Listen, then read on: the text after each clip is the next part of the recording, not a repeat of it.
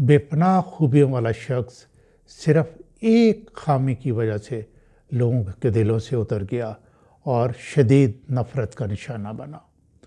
جب لوگوں نے اسے لہو لہان کیا تو وہ کہہ رہا تھا کہ مجھے کیوں مارتے ہو؟ آخر کو موت کی وادی میں چلا گیا۔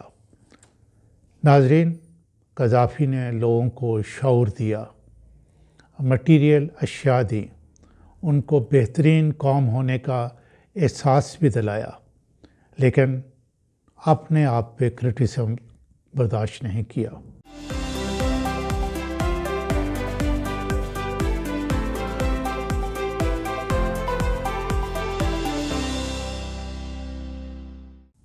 بسم اللہ الرحمن الرحیم۔ السلام علیکم۔ آپ خالد اقبال یوٹیوب چینل دیکھ رہے ہیں۔ لیبیا کے سابق صدر معمر قذافی کی کچھ باتیں، کچھ یادیں، قذافی کا افسوسناک انجام اور لیبی عوام۔ آج میں اسی موضوع پہ مختصر بات کروں گا، لیکن اس کے باوجود میری یہ ویڈیو معمول سے کچھ لمبی ہوگی۔ 1974 میں پاکستان کے دل شہر لاہور میں OIC کانفرنس منعقد ہوئی، جس میں مسلم ممالک کی بڑی بڑی شخصیات نے شرکت کی۔ اس وقت افریقہ کے ایک ملک کے نوجوان صدر نے پاکستان میں بہت مقبولیت حاصل کی، اور وہ تھے لیبیا کے صدر معمر قذافی۔ انہوں نے بھی پاکستان کے عوام سے بے پناہ محبت کا اظہار کیا۔ اس اظہار کو زندہ رکھنے کے لیے ذوالفقار علی بھٹو نے لاہور کرکٹ اسٹیڈیم کا نام معمر قذافی کی نسبت سے قذافی اسٹیڈیم رکھا۔ کرنل قذافی جوان تھے، صدقے دل سے مسلم امہ کو یکجا دیکھنا چاہتے تھے اور دنیا میں ایک طاقتور قوت بنانے کے متمنی تھے۔ ناظرین، لیبیا نارتھ افریقہ میں واقع ہے۔ اس کا رقبہ 17.5 لاکھ اسکوائر کلومیٹر ہے اور آبادی تقریباً 7.5 ملین ہے۔ اس کی سرحدیں ایجپٹ، سوڈان، چیڈ، نائجر، الجیریا، تونیزیا سے ملتی ہیں، اور نارتھ کی طرف بحر روم ہے۔ 1912 سے 1947 تک یہ اٹالین کالونی تھی۔ اٹالینز مقامی باشندوں کے ساتھ کیسا سلوک کرتے تھے، اس کے بارے میں تفصیلاً آپ کو اس ویڈیو میں بتاؤں گا۔ لیبیا میں 24 دسمبر 1951 سے 1 ستمبر 1969 تک بادشاہ محمد ادریس کی حکومت رہی۔ اگست 1969 میں بادشاہ ادریس بیمار تھا اور اپنے علاج کے لیے ترکی میں تھا۔ اس کی غیر موجودگی میں کرنل قذافی نے اپنے ساتھیوں کے ساتھ مل کر حکومت پر قبضہ کر لیا۔ بادشاہ ادریس پر کرپشن کے الزامات لگے۔ کو کے بعد پہلے بادشاہ ادریس گریس گیا، بعد ازاں مصر میں سیاسی پناہ حاصل کی اور 1983 میں وہیں وفات پائی۔ 1974 میں اس پر اس کی غیر موجودگی میں مقدمہ چلایا گیا۔ کرپشن کے الزامات درست ثابت پائے گئے اور عدالت نے اسے سزا سنا دی، لیکن لیبیا کے عوام اس کے بارے میں مختلف کہانی بتاتے ہیں۔ ان کا کہنا ہے کہ بادشاہ ادریس سادہ زندگی بسر کرتا تھا، خیموں میں رہتا تھا، ایک اسکالرلی آدمی تھا۔ بہرحال اپنے ملک میں تیزی سے ڈیولپمنٹ نہیں کر سکا۔ جب کرنل قذافی نے اپنے ساتھیوں کے ساتھ مل کر کو کیا اور حکومت پر قبضہ کر لیا تو اس وقت اس کے پاس کوئی خاص جواز نہیں تھا۔ باقی ویڈیو کا انحصار میں ان معلومات پر کروں گا جو میں نے بزرگ عمر رسیدہ لیبین سے اکٹھے کی ہیں، یا ان جوانوں سے جنہوں نے اپنے بزرگوں سے وہاں کی باتیں سنی۔ میں 1975 میں لیبیا گیا۔ اس وقت میں تقریباً 25-26 سال کا تھا۔ وہاں میں 4.5 سال رہا، جس میں سے 4 سال میں نے لیبین ٹیلی ویژن بنغازی اسٹوڈیوز میں خدمات سر انجام دیں، اور 6 ماہ المرج سٹی جو کہ بنغازی سے تقریباً 100 کلومیٹر کے فاصلے پہ ہے، وہاں ایگریکلچر ڈپارٹمنٹ میں کام کیا۔ کیا کام کیا یہ بھی دلچسپ ہے، جو میں ابھی آپ کو بتاؤں گا۔ میں نے 1 سال کے اندر لوکل لیبین لینگویج سیکھ لی اور روزمرہ کے معاملات میں آسانی کے ساتھ کمیونیکیٹ کر لیتا تھا۔ لیبین بزرگ بتاتے ہیں کہ ہمارے اوپر اٹیلینز نے بہت ظلم کیا۔ میں بہت سے عمر رسیدہ لوگوں سے ملا، المرج میں بھی، اور بعد ازاں ٹیلی ویژن میں کام کرتے ہوئے بہت سے لوگوں سے ملاقات ہوئی۔ جیسے میں نے شروع میں بتایا کہ 1912 سے لے کے 1947 تک لیبیا اٹیلینز کی کالونی رہا۔ وہ بتاتے ہیں کہ لیبینز کی اس وقت کوئی عزت نہیں تھی۔ لوگ کچے گھروں اور ٹوٹے پھوٹے خیموں میں رہتے تھے۔ اٹیلین سپاہی جس گھر میں چاہتے داخل ہو جاتے اور اپنے بوٹ گھر کے باہر اتار دیتے، تاکہ جب گھر کا مرد آئے تو اٹیلینز کے بوٹ دیکھ کے وہ اپنے ہی گھر سے میں داخل نہ ہو بلکہ واپس لوٹ جائے۔ جن بوڑھوں نے اپنے بچپن میں یہ مناظر دیکھے تھے یا اپنے بڑوں سے سنے تھے، ان کے دلوں میں اٹیلین سے بہت زیادہ نفرت تھی۔ وہ اس توہین کا مداوع چاہتا تھے اور اپنے نوجوانوں کو کہتے تھے کہ عیاشی کرنے کے لیے قاہرہ کیوں جاتے ہو، اٹلی جاؤ اور وہاں کی عورتوں کو خراب کرو۔ ناظرین، یہ حقیقت ہے کہ عمر رسیدہ لوگوں کے دلوں میں، جنہوں نے یہ سارے مناظر دیکھے تھے، یہی بات جو نا وہ کہتے تھے۔ عمر مختار ایک ایسا شخص تھا جو اٹیلینز کے خلاف جہاد کرتا رہا۔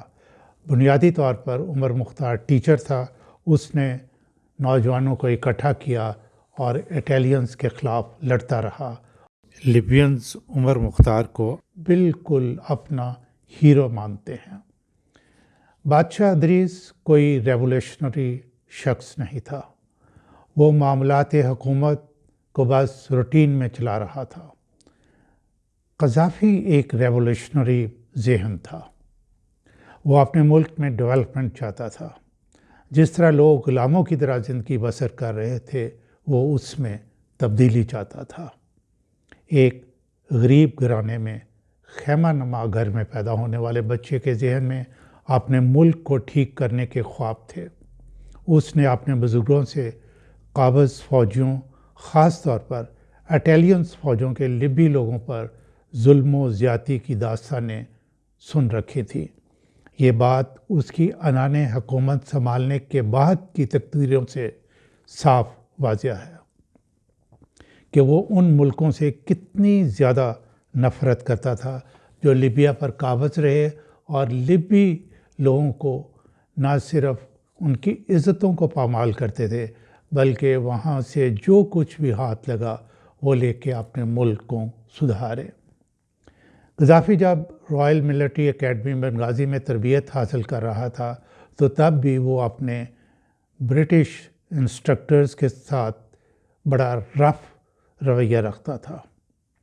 قذافی نے رائل ملٹری اکیڈمی بنغازی میں تربیت حاصل کرنے کے بعد برطانیہ سے بھی 9 ماہ سے تربیت حاصل کی۔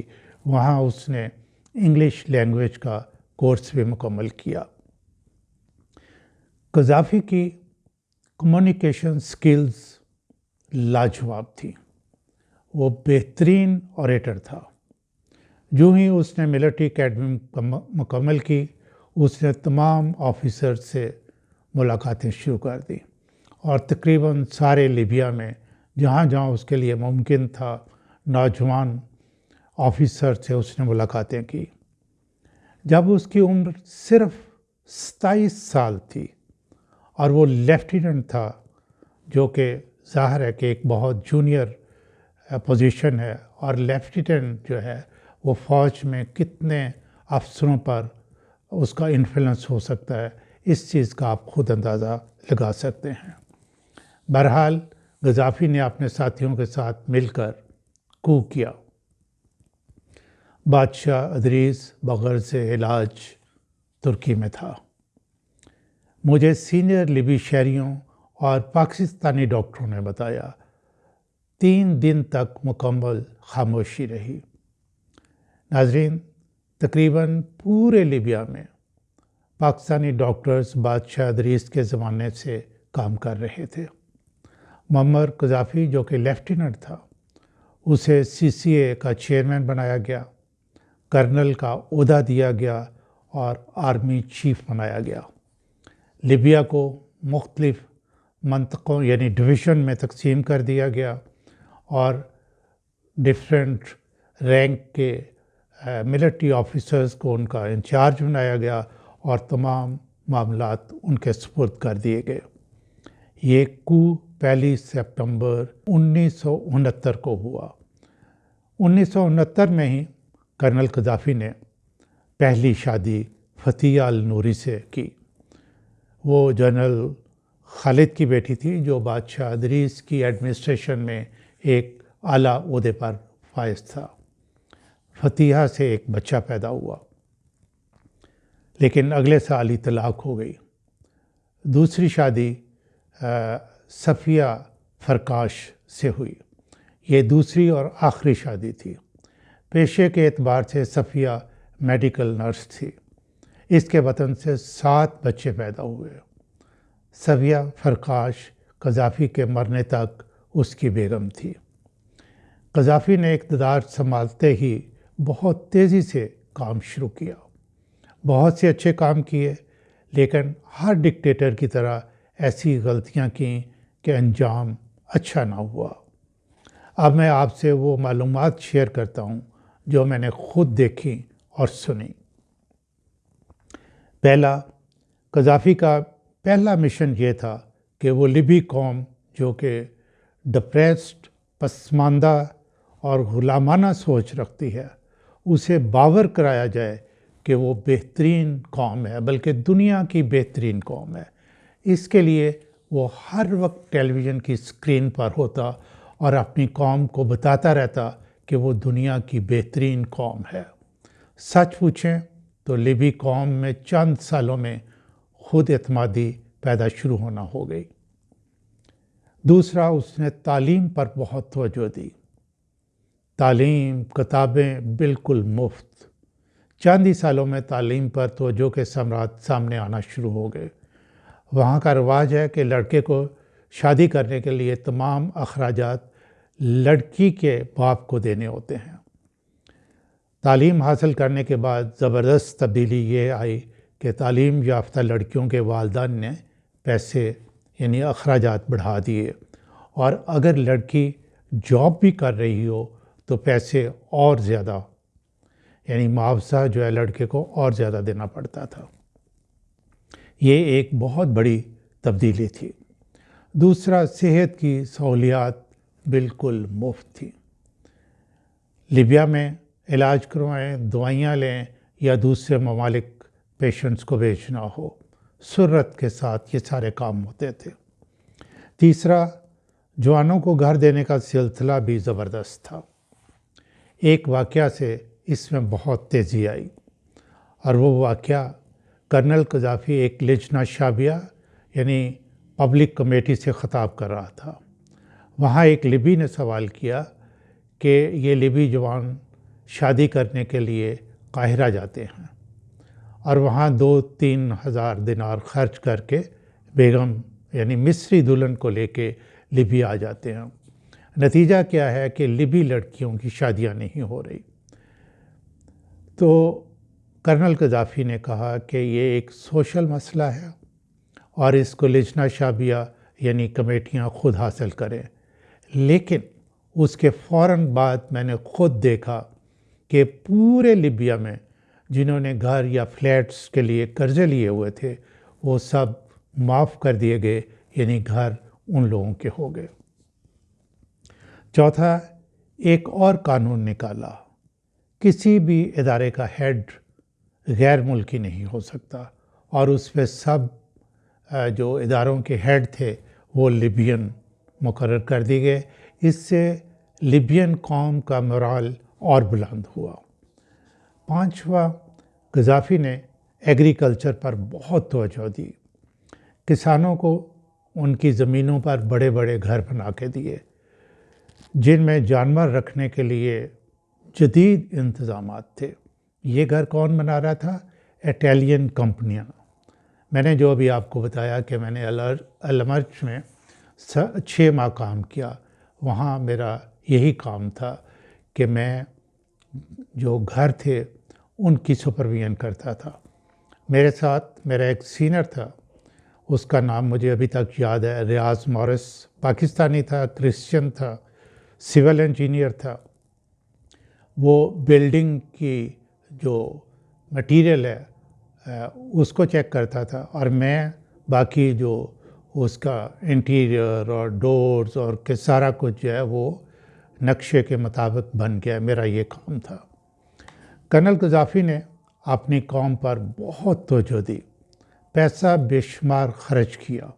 پھر ایسا کیا ہوا کہ اپنے ہی علاقے سرت میں اپنے ہی لوگوں نے مار مار کر ختم کر دیا۔ کہاں سے آئیں باغی فوجیں؟ میری تجزیے کے مطابق اس کی 4 بنیادی وجوہات ہیں۔ پہلی، ایک ہی سال کے اندر اپنے ہی ساتھیوں سے قذافی کے شدید اختلافات پیدا ہونا شروع ہو گئے۔ قذافی ایسا ہو گیا کہ وہ اختلاف رائے برداشت ہی نہیں کرتا تھا۔ کچھ اس نے پابند سلاسل لوگوں کو کچھ کو پابند سلاسل کیا۔ 2-3 جو اس کے ساتھ تھے جنہوں نے کو کیا تھا وہ بھاگ کر مصر چلے گئے۔ پہلی وجہ پر میں مزید ابھی بات کرتا ہوں، ابھی دوسری وجہ بیان کر لوں میں۔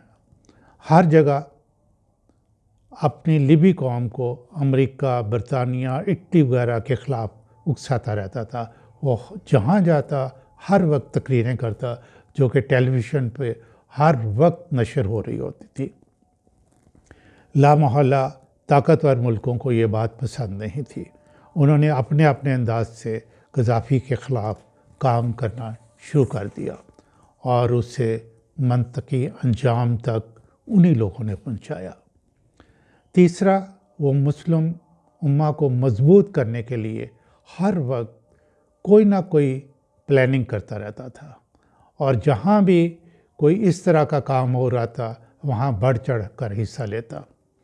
انور سادات مصر کے صدر تھے، ان کو کرنل قذافی نے بہت قائل کرنے کی کوشش کی کہ مصر اور لیبیا کو اکٹھا کر لیتے ہیں، انور سادات جو ہے یہ اکٹھے کیے ہوئے ملک کا صدر بن جاتا ہے، اور کرنل قذافی کو افواج کا سربراہ بنا دیا جائے۔ اس طرح کے آئیڈیاز برطانیہ، امریکہ، اٹلی جیسے ملکوں کے لیے خطرہ ہو سکتے تھے۔ چوتھا، جو کہ بہت امپورٹنٹ ہے اور جس کا وہ ذکر کرتا رہتا تھا، کہ یہ ڈالر جو ہے یہ کاغذ کا ٹکڑا ہے، تو لین دین جو ہے اس کے لیے سونے کا کوئی یا سکے ہونے چاہیے یا سونے کا استعمال کیا جانا چاہیے۔ یہ بات امریکہ کو انتہائی ناپسند تھی۔ پہلی وجہ کی طرف میں دوبارہ آتا ہوں۔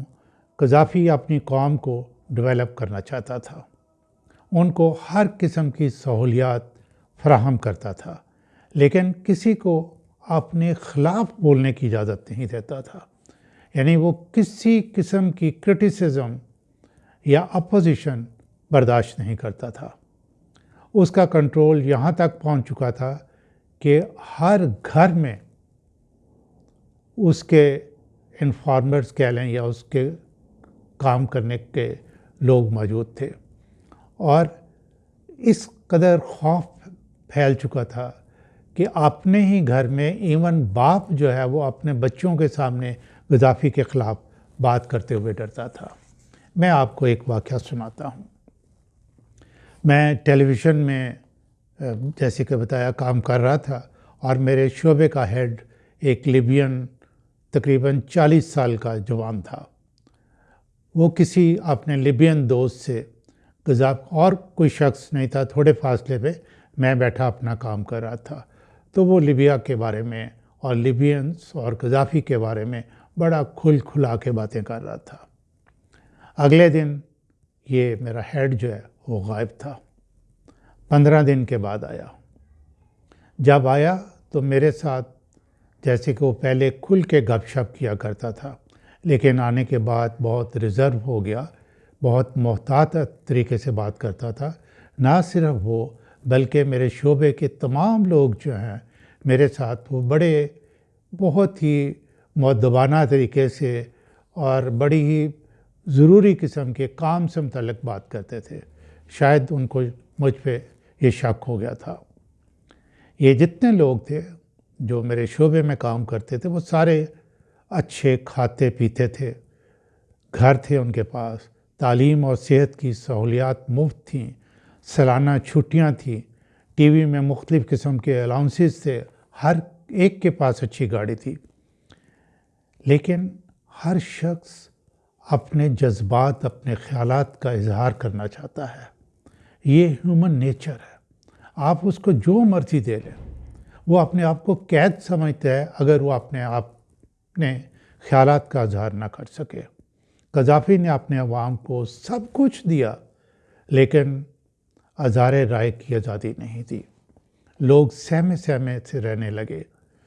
ٹی وی اسٹیشن کے پاس ایک چرچ ہے، بلکہ وہ پرانی بلڈنگ ہے، اس کے بڑے بڑے پلرز تھے۔ ایک دن میں سپہر چھٹی کے بعد وہاں ٹیلی ویژن کے اسٹیشن سے نکلا تو اس طرف جانے کی اجازت نہیں تھی، لوگ دور سے کھڑے دیکھ رہے تھے۔ وہاں 3 لوگوں کو پھانسی پہ لٹکایا گیا۔ سر عام لٹکانے کا مطلب یہ تھا کہ لوگوں کے اندر دہشت پیدا ہو اور وہ قذافی کے بارے میں بات نہ کریں۔ ناظرین، یہ ایک واقعہ ہے۔ ایک دوسرا واقعہ بہت اہم میں آپ کو بتاتا ہوں کہ میرا ایک دوست ڈاکٹر ہے جو کہ دوسرے شہر میں رہتا تھا اور وہ وہاں ملٹری میں ڈاکٹر تھا، پاکستانی تھا۔ میں اس کو ملنے کے لیے گیا تو وہ بڑا ہی ڈپریسڈ تھا۔ میں نے اس سے پوچھا کہ ڈاکٹر صاحب آپ کیا بات ہے، پریشانی کی کیا وجہ ہے؟ تو اس کی بیگم نے کہا کہ آپ ان کو بتا دیں تاکہ آپ کے دل سے بات نکلے اور آپ کچھ بہتر ہوں۔ تو اس نے مجھے بتایا کہ جی میں اپنے کلینک میں بیٹھا تھا، مجھے بلاوا آیا کہ جو کمانڈر ہے وہ بلا رہا ہے۔ مجھے بلا کے ایک جگہ پہ لے گئے جو کہ چھوٹی سی گراؤنڈ تھی، اور وہاں 4 جوان جو تھے وہ کھڑے تھے، آنکھوں پہ پٹی تھی، ہاتھ پیچھے باندھے ہوئے تھے، اور مجھے کہا گیا کہ ان کے ہارٹ مارک کرو، یعنی نشان لگاؤ کہ ان کے دل جو ہیں کس جگہ پہ ہیں۔ تو اس نے ہارٹ مارک کیے۔ جو ہی وہ ہارٹ مارک کر کے ادھر آیا تو ٹھوس ٹھوس کی آوازیں آئیں اور ان سب کو یعنی وہ گر کے ختم ہو گئے۔ وہ 15 منٹ کے بعد کہا گیا کہ جاؤ اور ڈیتھ کو کنفرم کرو۔ پھر وہ گیا اور اس نے ڈیتھ کو کنفرم کیا۔ اس وجہ سے ڈاکٹر صاحب صدمے کی حالت میں تھے۔ تو یہ جو قذافی کی سائڈ تھی شخصیت کی، یہ اب جتنا کام کیا اس نے اپنی قوم کے لیے وہ ایک طرف، اور یوں جب اپنے ہی لوگوں کے ساتھ یہ رویہ رکھا تو پھر لوگ اس کے خلاف ہونا شروع ہو گئے۔ بے پناہ خوبیوں والا شخص صرف ایک خامی کی وجہ سے لوگوں کے دلوں سے اتر گیا اور شدید نفرت کا نشانہ بنا۔ جب لوگوں نے اسے لہو لہان کیا تو وہ کہہ رہا تھا کہ مجھے کیوں مارتے ہو؟ آخر کو موت کی وادی میں چلا گیا۔ ناظرین، قذافی نے لوگوں کو شعور دیا، مٹیریل اشیاء دی، ان کو بہترین قوم ہونے کا احساس بھی دلایا، لیکن اپنے آپ پہ کرٹیسزم برداشت نہیں کیا، جس کی وجہ سے وہ اس انجام کو پہنچا۔ اگر وہ لوگوں کو بولنے کی اجازت دیتا، لوگوں کا اگریشن نکلتا رہتا، تو لوگ اس کے خلاف نہ ہوتے، باغی گروپ بنتے ہی نہ۔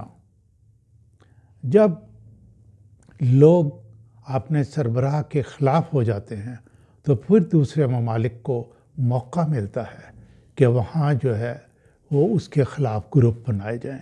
آپ ان کو باغی گروپ کہہ لیں یا کوئی جو مرضی نام دے لیں، اپنی عوام ساتھ ہو تو بیرونی طاقتیں یوں نقصان نہیں پہنچا سکتی۔ میں نے جو کچھ دیکھا، میں تو اب بھی قذافی کے لیے دعا کروں گا، اللہ اس کے درجات بلند کرے۔